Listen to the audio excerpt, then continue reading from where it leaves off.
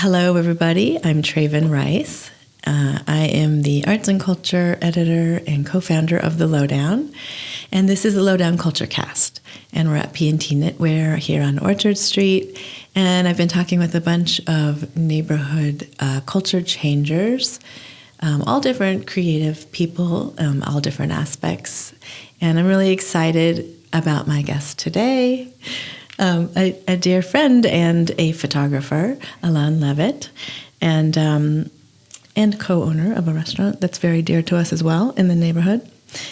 Alain just had his first official photo show open last week, and Alain grew up free range on the west side of Los Angeles, skateboarding, graffiti, raving, the trifecta of the 90s subcultures, helped inform his worldview and gave him a home amongst the outcasts. The same world he would focus his lens on after moving to New York in 2000. Not yet a photographer, Alain picked up a camera out of necessity. His first job in New York was shooting street fashion for his sister's Danielle Levitt Sunday Style column in the New York Post, a job that required carrying a camera 24/7.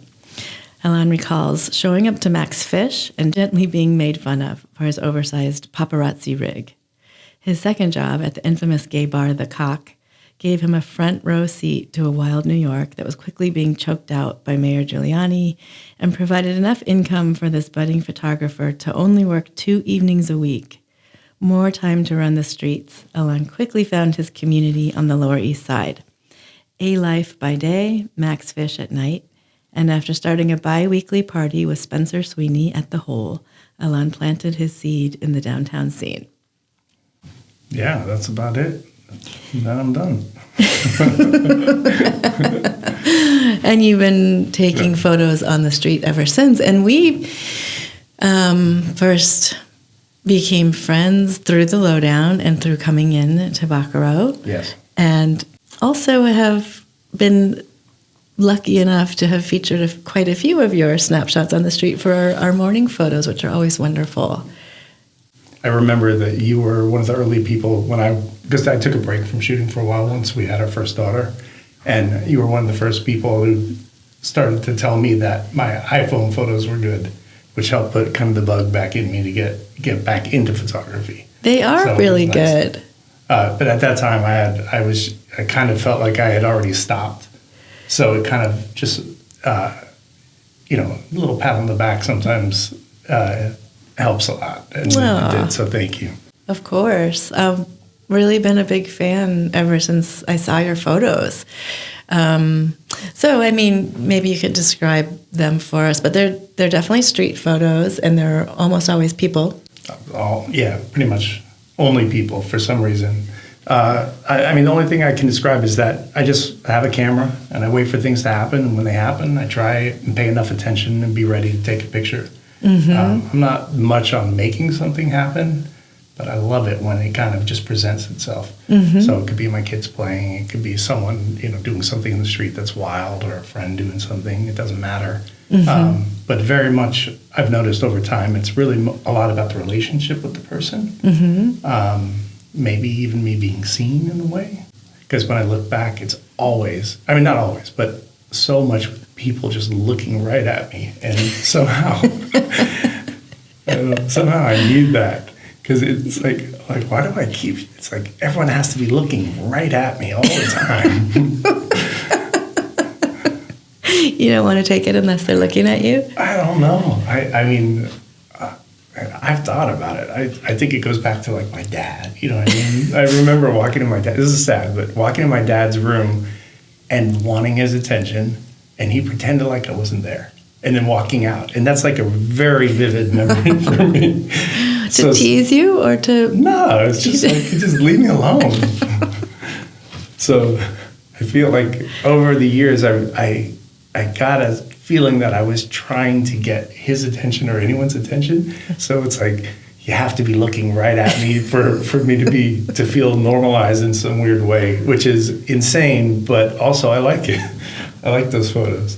It's not insane. It's actually something that I think is quite challenging, not for you, but for the people. Usually. So I think it's a gift to be able to say, I'm going to take your photo, and to still capture the person comfortably, right? Because they're not posing. I mean, sometimes they are, but if they are, it's for fun. I think people get used to me. You know, if you spend enough time with me, it just kind of becomes second nature that I'm going to take your photo.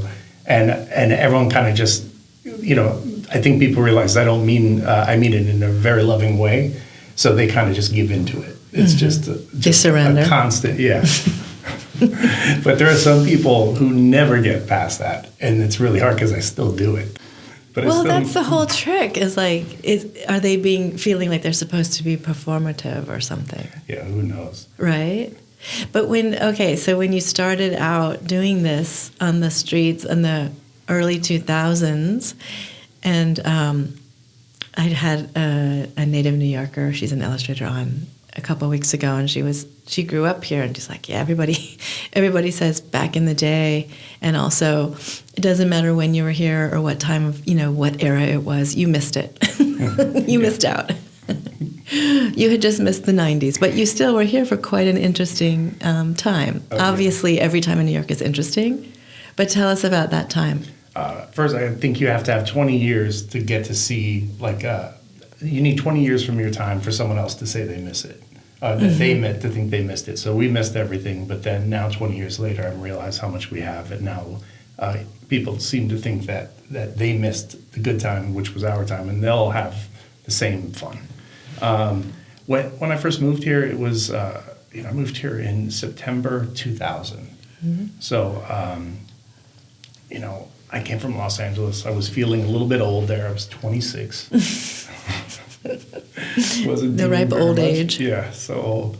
It was Giuliani. I think a lot had been cleaned up by the time I got here, so I always heard about a New York that was grimier and more dangerous and more edgy, but it still felt grimy, dangerous, and edgy. Mm-hmm. And, my sister at the time lived on 14th Street between A and B, an apartment that I later took over with my wife. So my world was down here. I landed downtown. When she worked for the Post, got me a job at the Post first, and then got me a job at the Cock. Two insane jobs just to walk into New York and then have. Yeah. And she introduced me to the people at A-Life, which was right here on this block. It would have been next door, one way. Really? I can't remember. Right here, where they first were? Yeah. 178 Orchard, and you're 180. Yeah. Yeah. And because I had a graffiti background, it's like when I got here, those were the people that I got to know because we had lots of friends in common. It's like, my graffiti crew, they knew people from my crew, all this. It just kind of made it much easier. It was like East Coast, West Coast. You were in LA. Yeah, I'm from Los Angeles. Mm-hmm. And so it just made it easier to kind of you get accepted faster in a way. There's less work to do, if you have all those people in between you. Mm-hmm. And I moved out here at a time when a couple of my other friends from my graffiti crew also moved out here. So all of a sudden, I was just kind of in the middle of everything. Yeah. I was shooting street fashion, walking around all day. For the Post? For the Post, yeah. 5 days a week. I worked at the Cock either 2 or 3 days. I can't remember. The Cock is a wild and wonderful gay bar. Oh, man. It was Still going. Still going. I don't know. I can't imagine that the owner I'm sure he can't be able to get away with what he used to be able to get away with there. But he is, he's not someone who gets told what to do. He doesn't like being told how to run his business. But he's wonderful and crazy. You were bartending there, is that right? Yeah. Well, I started as a bar back and then eventually became a bartender. And so it's like my world was just out in the streets all day long, kind of taking pictures. I had kind of a set path I would walk. I wish I could remember, but it was more or less Soho. Walk around Soho for a long time. Come over here. East Village, and then along the way I've made friends along the way, so I'd have lots of places to stop and kind of chat or do whatever. I had my bathroom spot, I had this, I had that. That's amazing. And you were being paid to really hang out on the streets. Oh, it was great. and to learn how to become a photographer. Because that wasn't really initially your plan? No. I mean, I was working at the LA County Museum of Art before I moved here as a projectionist and in the audiovisual department. When I moved here, it was just a fresh start, you know? Yeah. It was nice. My sister got me set up, and I just ran with it. Yeah. That's great. But, yeah, taking pictures all day, meeting people, and, you know, having a camera made me feel kind of special. Yeah. You know what I mean? And I'm a little lacking, or maybe less now with a family and kids, but definitely lacking self-esteem back then. So having it was like having a big diamond pendant. You know, I walked around with a camera, I felt like somebody. And and I thought I was doing something cool, you know. Sure. And it's like a free pass. You get to be there because I have a reason for being here. That's always a big thing for me. Right? Like giving me a reason to be at a party, giving me a reason to hang out, it made it much easier for me because I was very uncomfortable. So the minute I had a camera, I was just kind of like, okay, this is why I'm here. But it sounds like at that time with the graffiti background and sort of the art background, there were these intersecting crowds that you hung out with. Definitely. So A-Life, how would you describe that at that time? I mean, they were a group of, you know, to us, they were older. They're probably 2 years older than us, maybe 3 at the most. A group of creative people who found each other, and I think they were doing a lot of art direction and for commercials or for films, maybe brands. You know, I wish I could describe exactly what they were doing, but they did a lot of work, and they you know, there were people who came out of graffiti, there were people who came out of streetwear, there were, you know, this mix of them, and skaters, lots of skaters. Oh, it became a home for all of us. But I think the world that they set up, you know, they had the store on the ground floor, and they had the office in the loft above. And the younger kids hung out in the front, and the older, more established people hung out in the office. And we were in the front, or in the storefront. And, you know, they were doing it. You know, they were like the talk of the town. What do you mean? What do you mean? Just creatively. They were really important. They were influencing a lot of culture. Like magazine cover, like stuff like that. Yeah. Fashion. To me, it seemed, fashion, magazines, everything. They seemed to have a hand in everything. And it felt really good to be there, to be accepted by them, and to be part of it in a way, even though creatively we're not. But still, you know, it's kind of like, oh, you're welcome, get us in. This is such an amazing thing that's happening, and just to be there and be welcome into the space was amazing. And then also it's a hub, so everybody would stop by. You sit there for long enough, you're going to see 10 people. You know, it's like every day was just, you know, kind of a meeting. It was a meeting point for a lot of downtown people. And so what kind of people would come in? Like you said, skateboarders, graffiti writers, old school graffiti writers, you know, like people, legends, but people that maybe I'd only heard of, like barely heard of, you know, because I'm not from here. And there wasn't that much history passed down to Los Angeles. So I was getting a history lesson while I was there. I remember meeting Cap. I remember meeting Stay High, Is the Wiz, like all these legends. Like, but just because Rob came from that world, knew all these people, and they'd come through, and they'd, so you'd be sitting there and you'd hang out and be like, you know, skaters, Harold Hunter and all those guys would come through. Matt Twilliger worked there.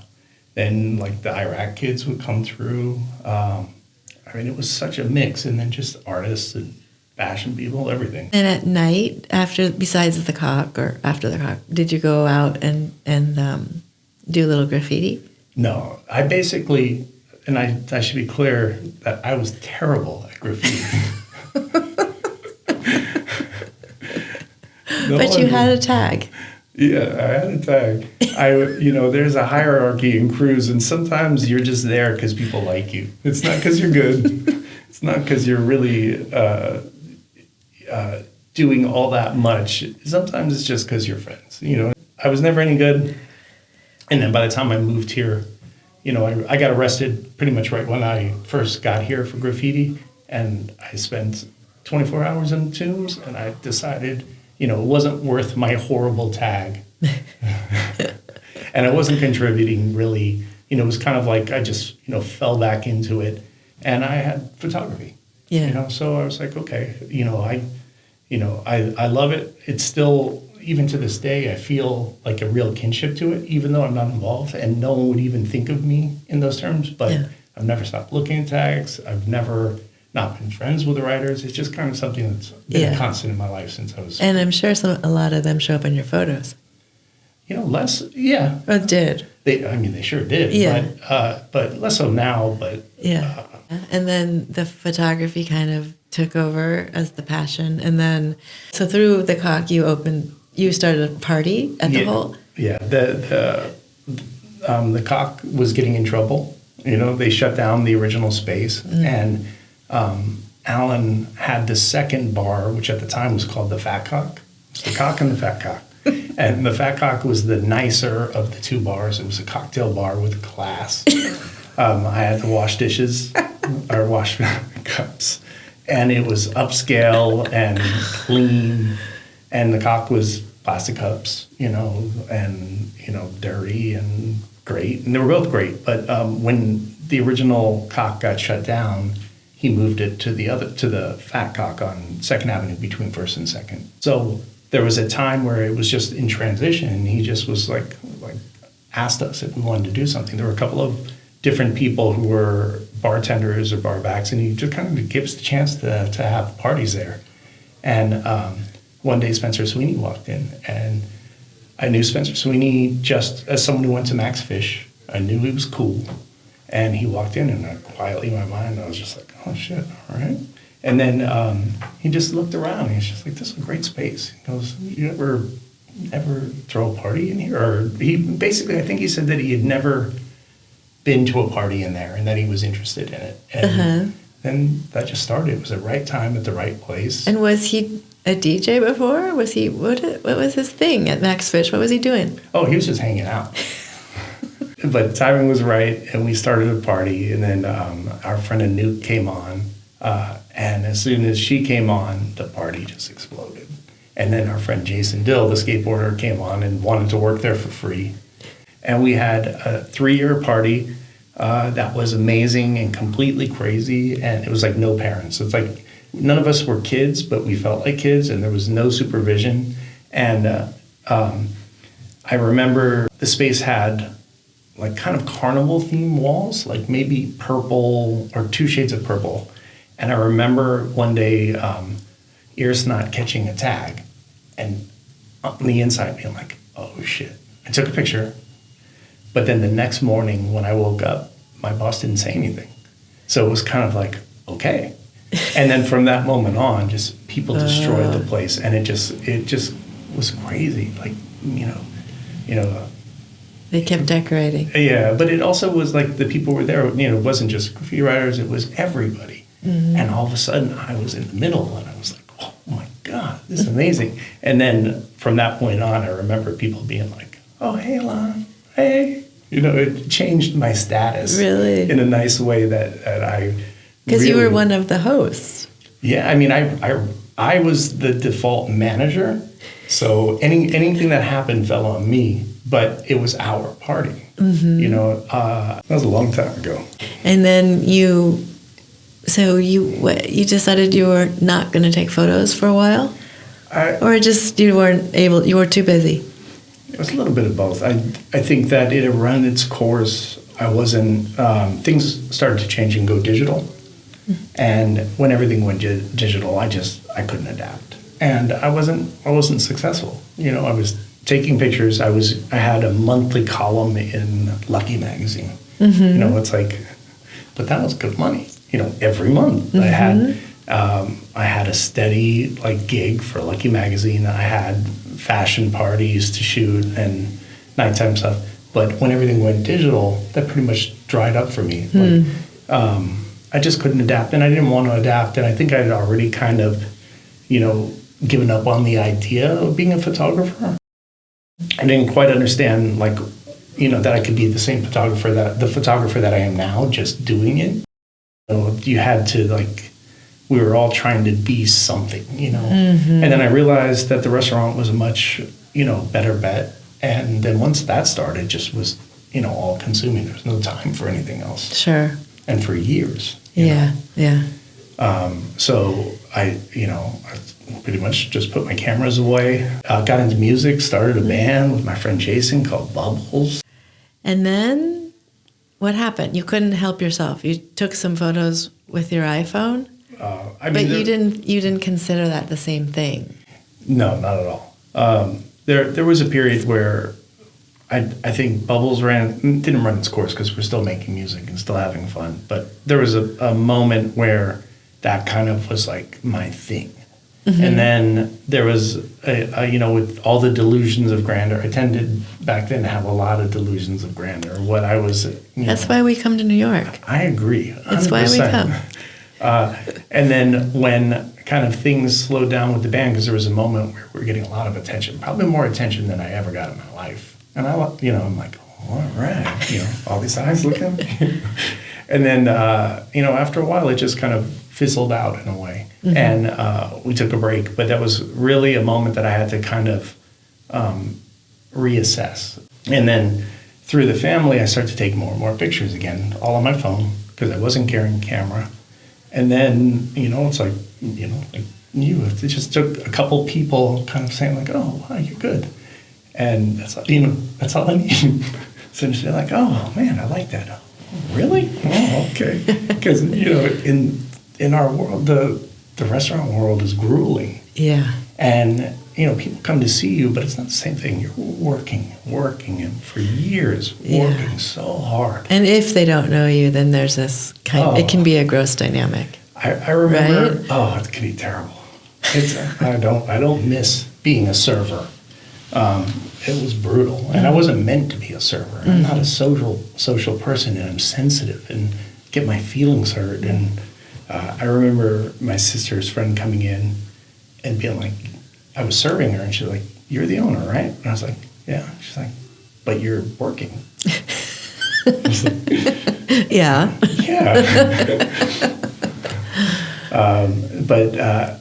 So to get a little attention for something creative, mm-hmm. Then it just kind of, it just got me kind of maybe paying a little more attention, maybe taking more photographs.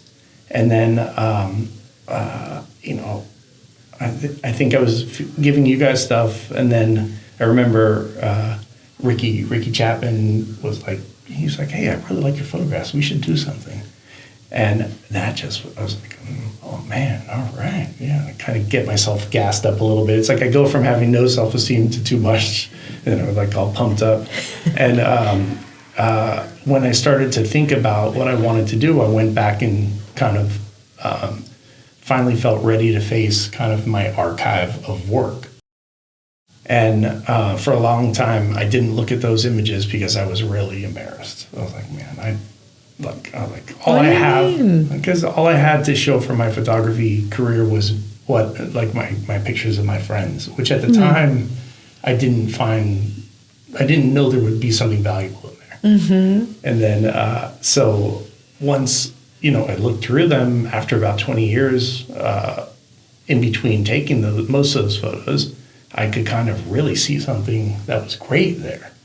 And then because it's like now I'm a photographer, someone's giving me attention for something, so I'm like, oh, I'm going to start showing these. And I started to post things on Instagram, and it was immediate, the reaction. It was really our group of friends. It seemed like we're all nostalgic, we're all same age in our 40s, maybe going through some of the same things. And it was just really nice to kind of get to kind of reveal like what I had. And to have this frenzy of everybody talking again, and people you hadn't seen in years, or maybe we're in LA or here or there, and it was so much fun for me.